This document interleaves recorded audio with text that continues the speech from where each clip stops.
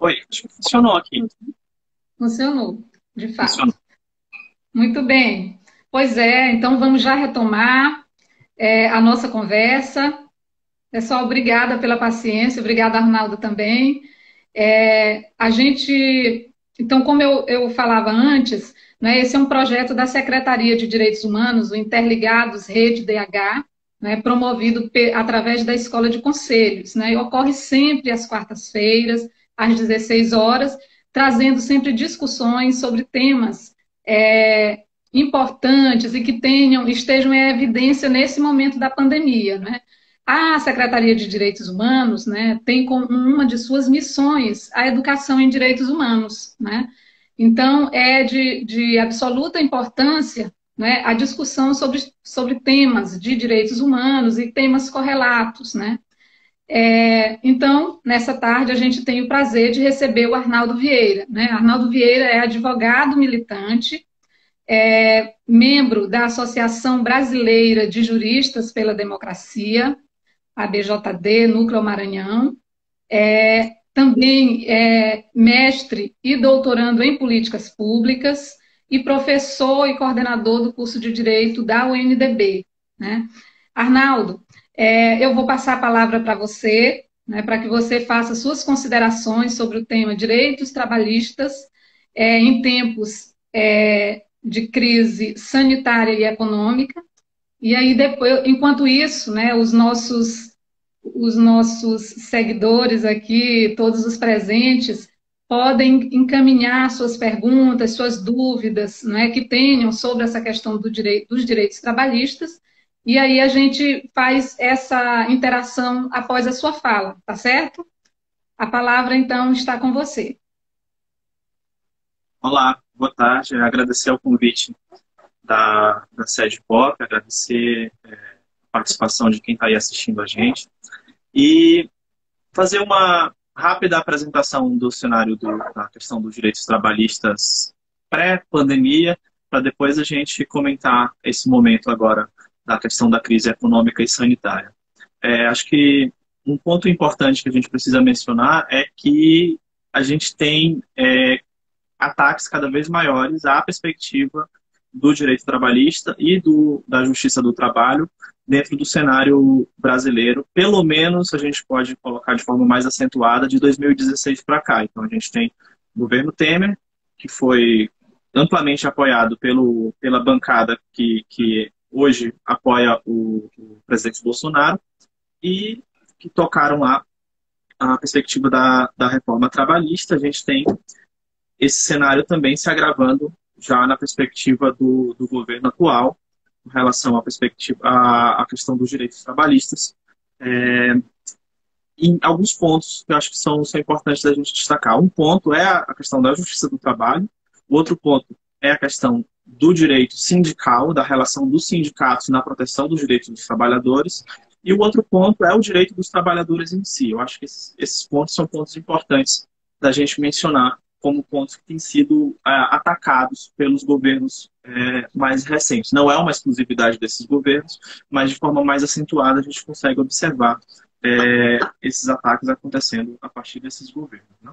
Bom, um, uma perspectiva, um primeiro ponto que a gente coloca é com relação à questão da justiça do trabalho, do funcionamento da justiça do trabalho. A gente vê que a tentativa é cada vez mais de reduzir o papel da justiça do trabalho no acompanhamento das questões dos direitos trabalhistas, não só do ponto de vista do judiciário, mas também a gente vê com relação à atuação do Ministério Público do Trabalho e a atuação também de fiscalização por parte do Ministério do Trabalho, que sequer existe nesse cenário atual. Né? Um ministério que existia antes que foi aglutinado aí junto com vários outros. Bom, além disso, a gente tem o cenário do ataque à relação entre o sindicato e os direitos trabalhistas e os trabalhadores. Aquela famigerada frase do empregado vai poder negociar com o patrão, né? Aquela desculpa, aquela justificativa de colocar tudo para o ponto de vista da negociação individual, é uma coisa que foi muito, muito presente na reforma trabalhista e que a gente vê agora nesse cenário da pandemia, com as medidas provisórias do governo Bolsonaro, se mantendo, na verdade, se acentuando. Acho que esse é um ponto também importante da gente tocar e eu posso mencionar isso um pouquinho depois para vocês. O outro ponto é a questão da proteção do trabalhador. Ficou muito claro com as medidas provisórias 927 e a 936, que são as medidas provisórias que serviriam para auxiliar a perspectiva econômica, né, por parte do governo, que o que a gente está vendo é que a conta está ficando em cima do trabalhador, né? A conta da questão da pandemia, ela está sendo o risco da atividade empresarial, ela está sendo transferida para o trabalhador, não está sendo transferida, não está sendo um ônus que está sendo pelo menos dividido entre o trabalhador e a empresa, ou que seja mais por parte da empresa. Então, o que a gente observou, o que a gente pode observar nessas medidas provisórias é que isso está sendo colocado muito em cima do trabalhador, seja na questão do que eles vão estabelecer com relação a bancos de horas, a reposição possível de bancos de horas nesse momento, a questão do teletrabalho, a questão do FGTS, ainda provisoriamente não está sendo feito o desconto, a questão da suspensão dos contratos de trabalho prevista pela medida provisória, a questão da redução da jornada de trabalho, que no final das contas os trabalhadores que têm uma certa faixa salarial, eles vão sair prejudicados, porque eles não vão ter a compensação devida por parte do governo, equivalente àquilo que eles recebiam. E a questão também que, embora o STF tenha julgado bem recentemente com relação a isso, mas a medida provisória tinha uma previsão de que o adoecimento em relação à Covid não poderia ser considerado como uma doença ocasionada no ambiente laboral, no ambiente de trabalho. Então, várias e várias medidas aí, sob a justificativa de manutenção da economia e manutenção do emprego, mas dentro de um quadro que a gente observa que é um quadro de desemprego crescente e anterior à pandemia, que acho que é uma coisa importante da gente mencionar.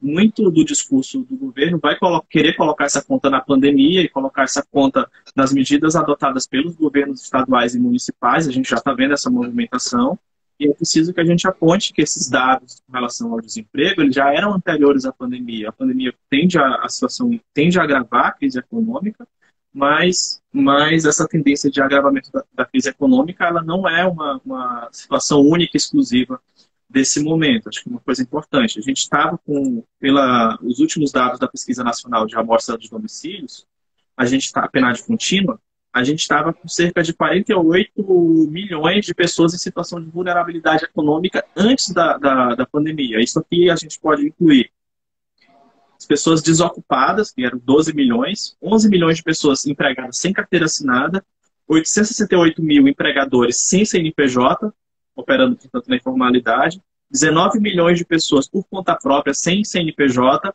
além de 4,6 milhões de pessoas desalentadas, que desistiram de procurar emprego. Isso tudo somando aí 48,5 milhões de pessoas em situação de vulnerabilidade anterior à pandemia.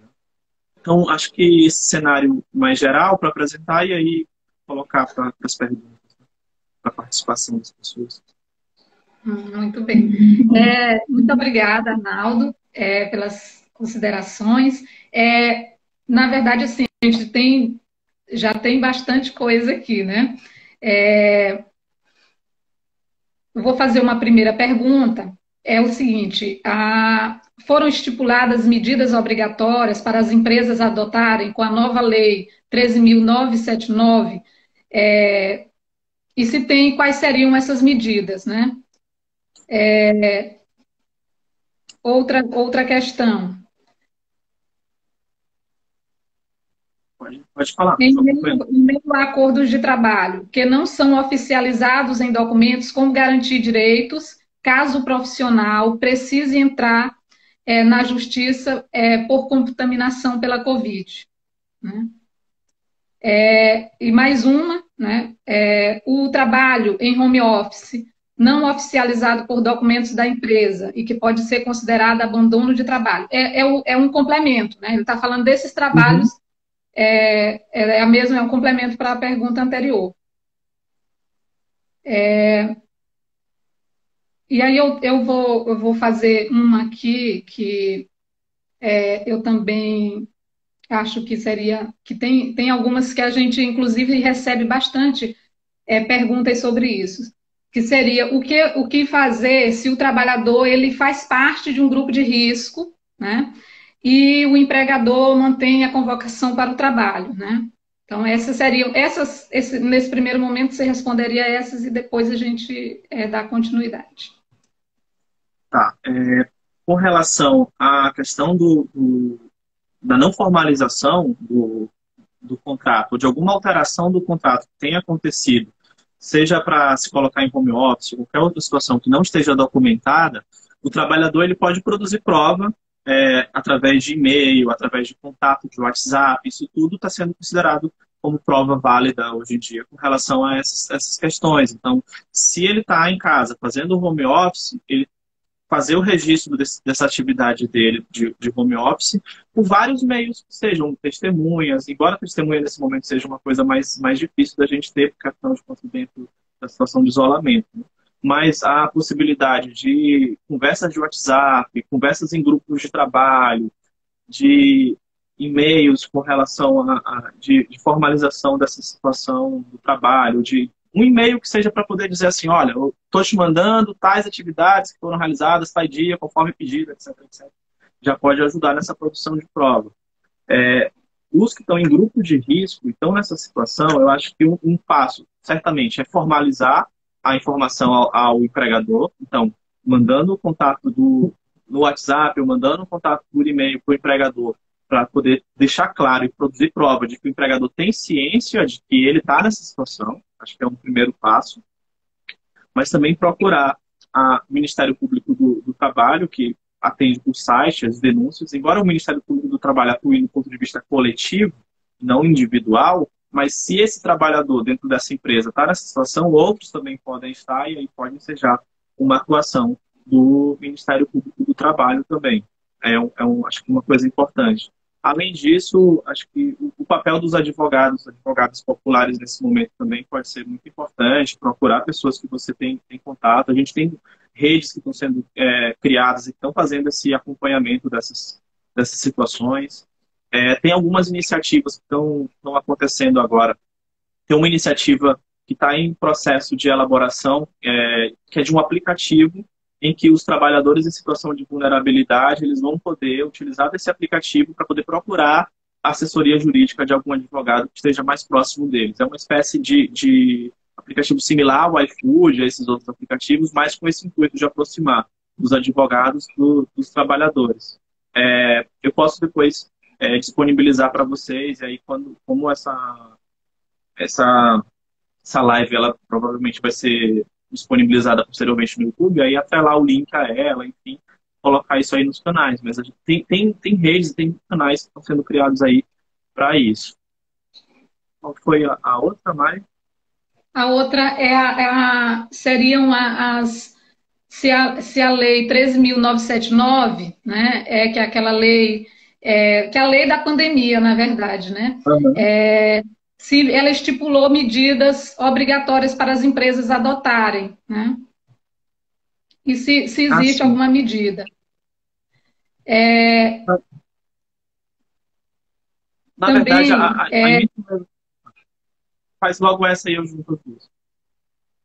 Certo. Então, tem uma questão aqui que, na verdade, é um comentário que eu achei bastante importante, que é o seguinte: o próprio auxílio emergencial do governo comprova a situação econômica da maioria da população brasileira, né?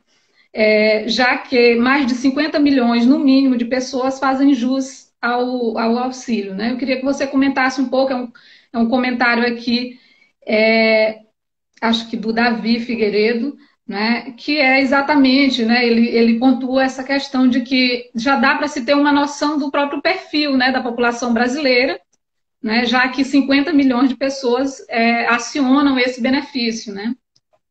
Aí queria que você fizesse esse link aí com a questão do próprio direito ao trabalho, né, que é um direito humano, né, e importante a gente sempre ressaltar essa perspectiva, né. Certo. A questão da legislação referente à pandemia, a 13979, ela estabeleceu medidas de forma mais genéricas, né? as medidas mesmo a serem adotadas pelas empresas, elas estão regulamentadas a partir das medidas provisórias. Porque, como vocês todos devem estar acompanhando, a gente está numa uma disputa aí de narrativas e de posicionamentos entre um governo federal que fica incentivando as pessoas a irem para as ruas e a tratarem as coisas com uma relativa normalidade, e os governos estaduais e municipais que estão preocupados com a situação do momento que a gente está vivendo e que estão tentando estabelecer medidas de contenção e medidas de achatamento aí das curvas da pandemia e para auxiliar o sistema de saúde a também atender adequadamente, ou pelo menos na medida do possível, esse momento. Então, assim, o que a gente tem com relação às empresas veio já bem depois, e é preciso que a gente coloque isso aqui também, acho que é importante da gente mencionar. Houve uma resistência do governo muito grande de estabelecer as medidas que foram adotadas. Parte dessas medidas só saiu porque houve uma intensa movimentação do Congresso para que elas saíssem. A exemplo do auxílio, não foi uma medida que foi tomada pelo governo federal, pelo executivo, de uma forma espontânea. Na verdade, o primeiro movimento que ele fez foi estabelecer a possibilidade de suspensão do contrato de trabalho por 4 meses, sem qualquer tipo de amparo ao trabalhador. Então, o auxílio não estava previsto inicialmente. Houve aquela movimentação intensa na internet, panelaços naquele dia, no dia que saiu a medida provisória, e aí ele voltou atrás nessa posição, e aí depois, com a movimentação do Congresso, com toda aquela costura que foi feita, é que a gente vai ter o auxílio. Então, nesse ponto aí, o que a gente vai ter com relação às empresas vai estar basicamente na medida provisória 927 e na medida provisória 936, além da regulamentação que cada estado e cada município tem feito com relação a como é que vai ser o funcionamento, quais são as atividades essenciais e quais não são.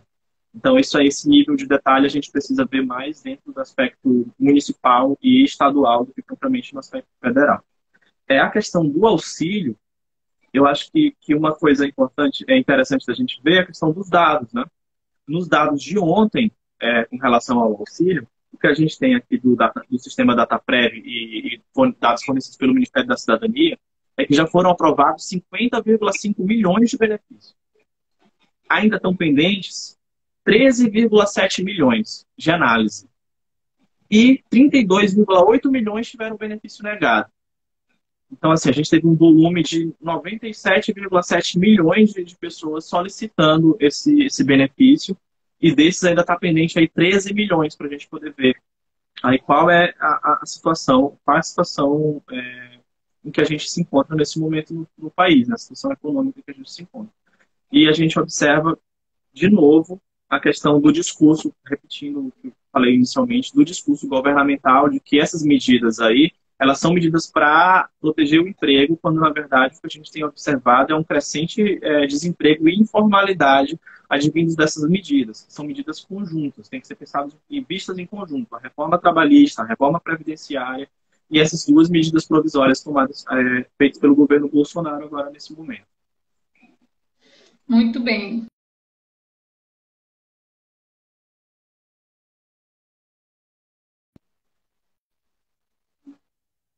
Que a empresa não está adotando as medidas de segurança, medidas de higiene e prevenção, o trabalhador pode se recusar a ir trabalhar, né? E quais seriam as consequências disso? Ou onde que ele pode pedir ajuda, né?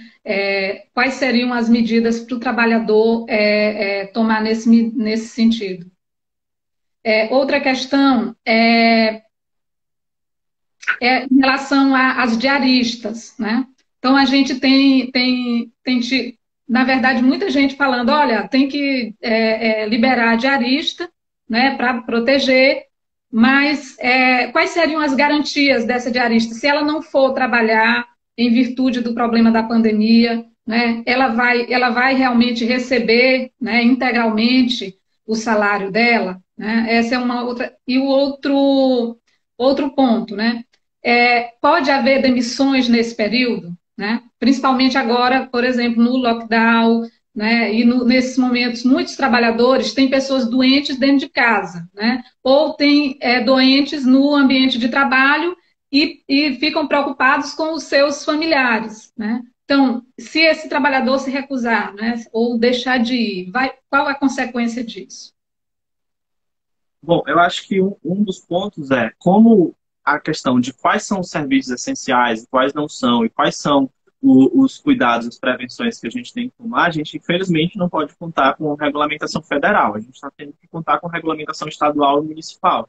Então, as autoridades que têm que ser procuradas com relação a isso, pelo menos para que haja possibilidade de algum tipo de autuação, algum tipo de estabelecimento de multa, enfim, são as autoridades estaduais e municipais, Vigilância Sanitária, Secretaria de Saúde e outras autoridades que estão atuando nesse momento. Acho que um ponto é esse. A questão de se o trabalhador deve ou não deve faltar, se ele pode ou não pode se recusar, é uma questão que eu, pelo menos, não vejo como responder.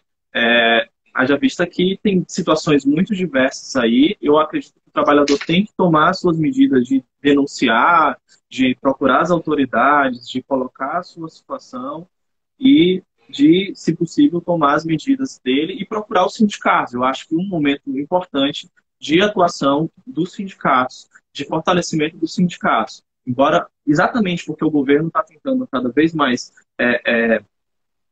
enfraquecer o papel dos sindicatos, por exemplo, com relação às negociações de redução de jornada, essas negociações, elas deveriam ser negociações de um ponto de vista coletivo, deveriam ser negociações que o sindicato participe da mesa de negociações, mas são negociações que o STF decidiu que a medida provisória seria constitucional nesse sentido, de que elas são negociações individuais. Então, acho que aí mostra esse movimento de enfraquecimento dos sindicatos e reforça a importância de se buscar os sindicatos, se buscar as autoridades e os órgãos de representação.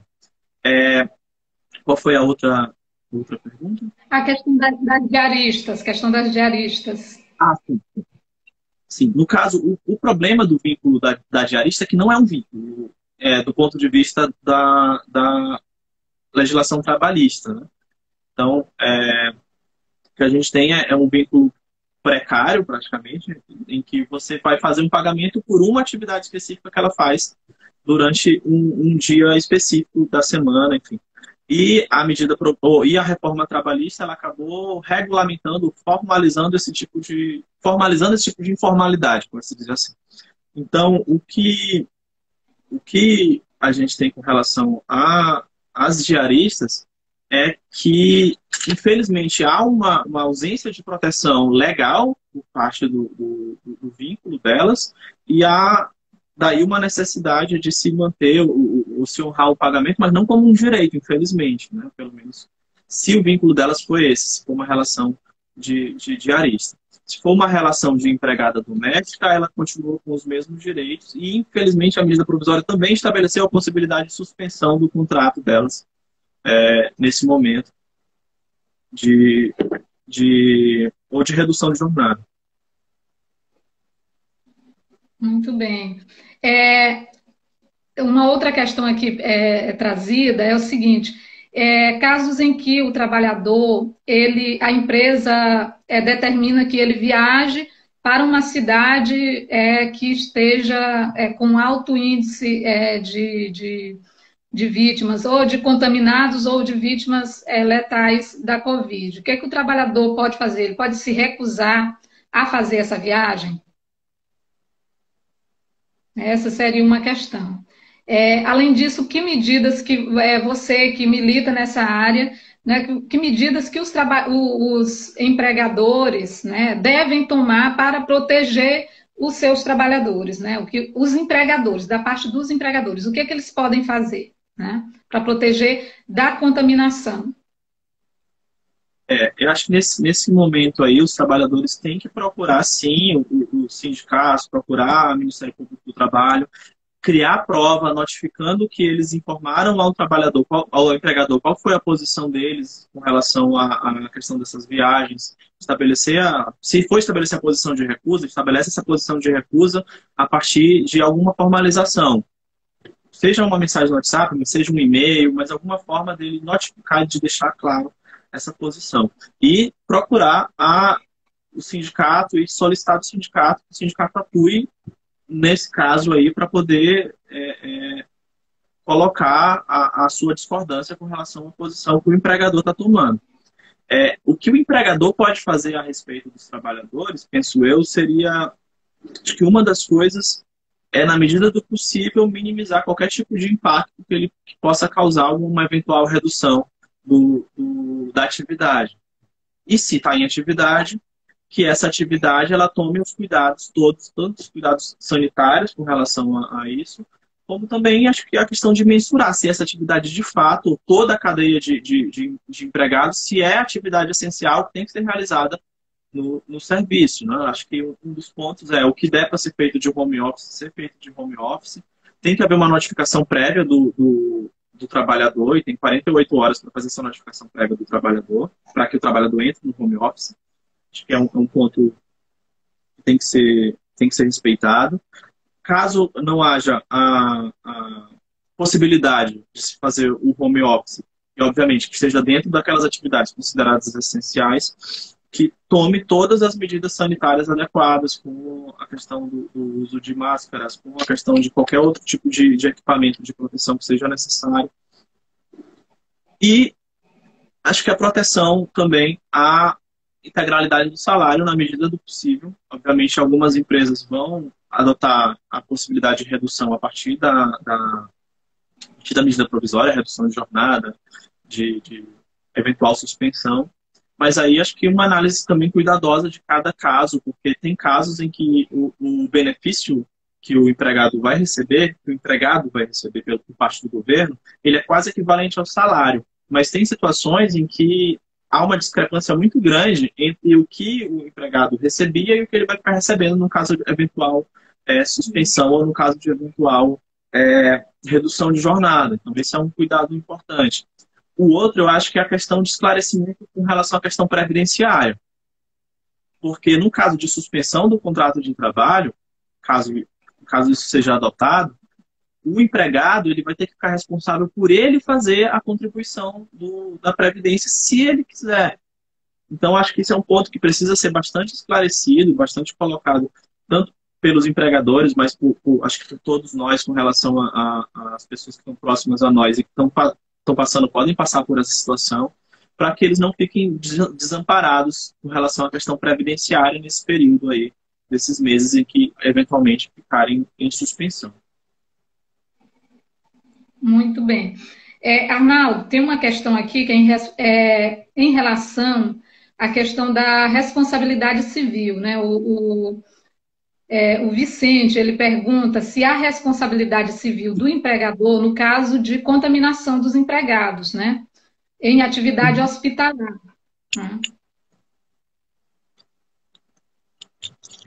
Como é que é? Seria a possibilidade de responsabilidade civil, da responsabilidade civil nos casos de contaminação hospitalar, né, do trabalhador. Uhum. A medida provisória, ela tentava afastar essa questão da configuração, né, da doença. Deixa eu só pegar bem aqui.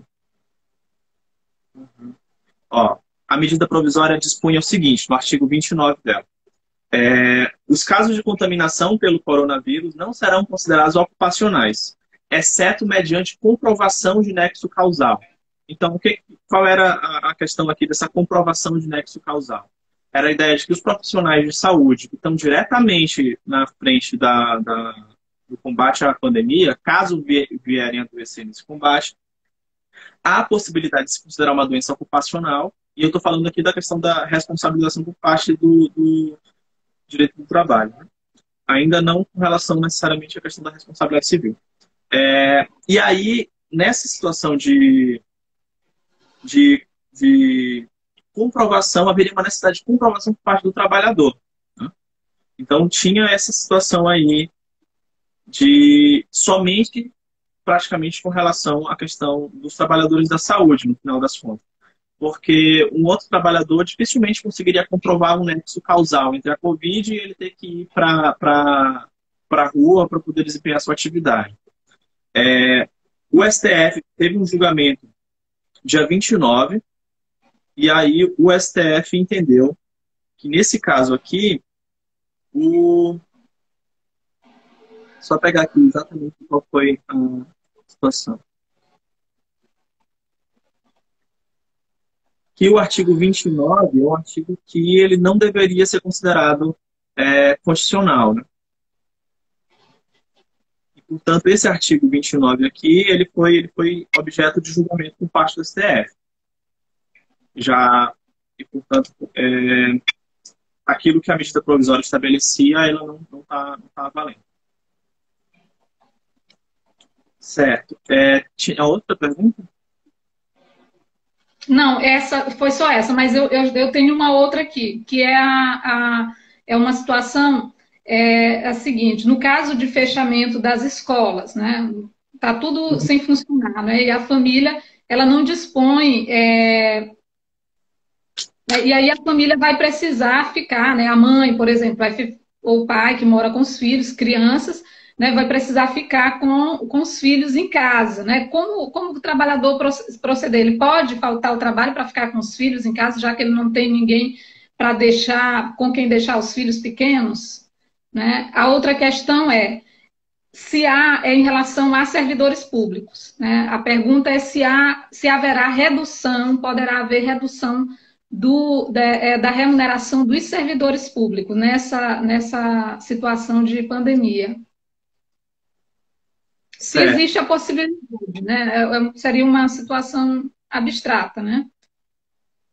Então, essa questão da redução de salário dos servidores públicos é uma questão que está em pauta desde do início da pandemia, né? O governo já foi e voltou nessa situação.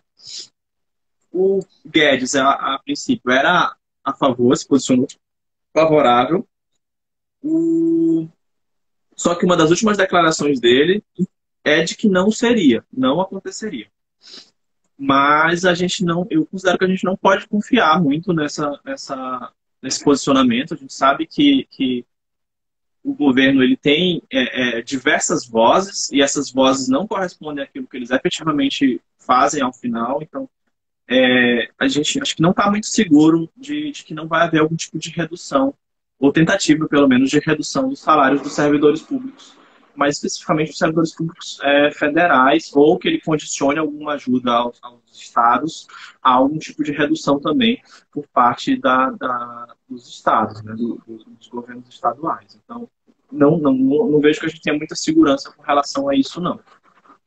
Com relação à questão de falta ao trabalho para poder acompanhar os filhos, eu acho que essa justificativa para falta, ela não seria uma justificativa que se conseguiria só por ela se sustentar para uma falta válida, né? Eu acho que as medidas que as pessoas podem tomar é tentativa de home office, tentativa de negociação eventual com o banco de horas, embora essa daí tenha que passar pela questão, nesse caso, tem que passar por negociação sindical, a questão da possibilidade de banco de horas, mas é como eu estava falando para vocês, a medida provisória, ela tende a ser favorável ao empregador e não ao empregado. Então, fica realmente uma situação de fragilidade e uma situação que não está regulamentada exatamente para todas as nuances desse momento, né? Acho que essa nuance, por exemplo, de cotejar a questão do ensino, a questão das crianças em casa com a questão do trabalho, ela é uma questão que não tá em consonância, né? Vide aí o que o Ministério da Educação mencionou, colocou como propaganda oficial aí, mantendo o Enem de qualquer jeito, independente da situação da maioria das escolas, né? Da maioria das crianças e adolescentes. Certo. Tem um pedido aqui que seria para você comentar um pouco, Arnaldo, sobre a questão sobre a questão da possibilidade de o contágio, né, a contaminação, ser classificada como acidente de trabalho, né? Seria para você fazer um comentário sobre isso. Se há essa Então, possibilidade, né, como é que você entende isso, qual a tendência, né? considerando essa última posição do STF com relação à suspensão desse artigo da medida provisória, penso que sim, que vai dar para ser enquadrado, né?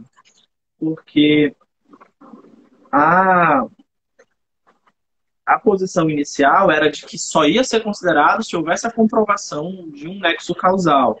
Mas eu penso que há a possibilidade da gente de se defender, sim, de que o adoecimento, o acometimento de uma doença, como a Covid, em razão, por exemplo, do seu empregador te chamar para trabalhar quando não é um serviço essencial, isso aí sendo feita minimamente alguma comprovação, pelo menos a comprovação do acometimento da doença, a comprovação da convocação para o trabalho.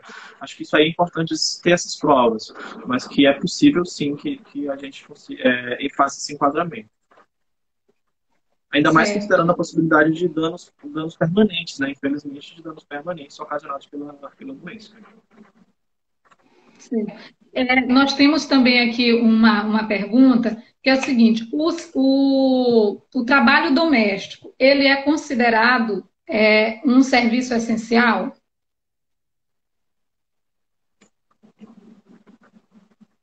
Não,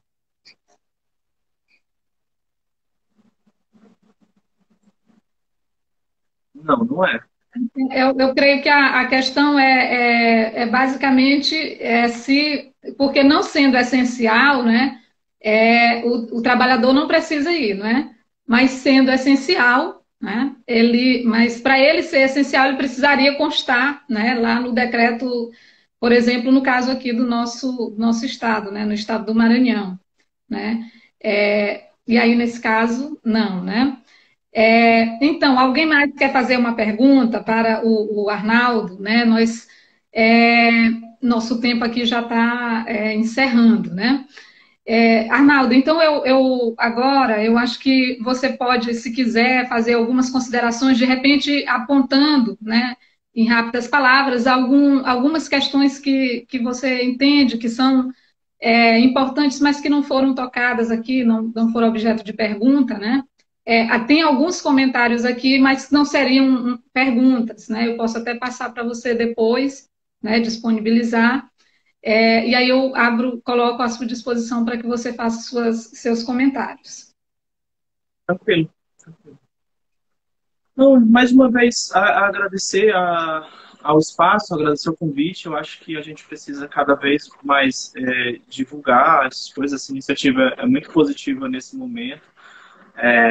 Eu acho que a questão da informação, dela chegar cada vez a um número maior de pessoas, acho que é muito importante, principalmente quando a gente está nessa situação de que algumas pessoas estão tendo que trabalhar e estão tendo que sair de casa e outras pessoas estão dentro de casa, seja em home office ou enfim, mas que a gente precisa reforçar e, assim, aquela metáfora de que estamos no mesmo barco não é real. Acho que tem barcos diferentes e alguns estão tentando afundar outros, e acho que a gente precisa deixar isso muito claro.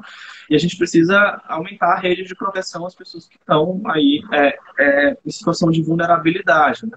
Aquelas que estão dentro do nosso alcance, que são, sei lá, mesmo que as nossas diaristas, embora a gente, quem tem ou quem tem vínculo com elas, que pague, mesmo que não vá ter o serviço, ou que converse com elas para auxiliá-las nesse momento, porque essas pessoas estão numa situação muito complicada. É, os trabalhadores autônomos estão numa situação muito complicada, várias populações, grupos vulneráveis aí. Eu acho que a gente pode ajudar, seja através da informação, através da conversa e esclarecimento de várias situações com essas pessoas, ou seja, através de redes de apoio, de iniciativas que a gente possa tomar em coletivo. Eu acho que o momento é esse e me coloco à disposição também para Então, isso ou para esclarecimentos posteriores. perfeito. Muito obrigada, então, ao Arnaldo. Foi um prazer enorme recebê-lo aqui no Interligados Rede DH. De fato, a iniciativa aqui é exatamente para que a gente possa democratizar o máximo possível as informações, especialmente em relação a direitos, e as informações, elas precisam chegar exatamente nesses grupos dos quais você fala, que são os grupos mais vulnerabilizados e que têm maior dificuldade de acesso à informação mesmo na nossa sociedade. Então, quero agradecer também a presença de todas e todos, dizer que o Interligados Rede DH está aqui todas as quartas-feiras, às 16 horas. Então, na próxima quarta-feira, no mesmo horário, podem ficar ligados, que terá sempre um assunto importante, né, para a discussão e que acrescentará, né, na defesa dos direitos humanos e dos direitos fundamentais da população. Muito obrigada a todos, boa tarde. Obrigada, Arnaldo. Saúde para todos nós. Muito obrigada.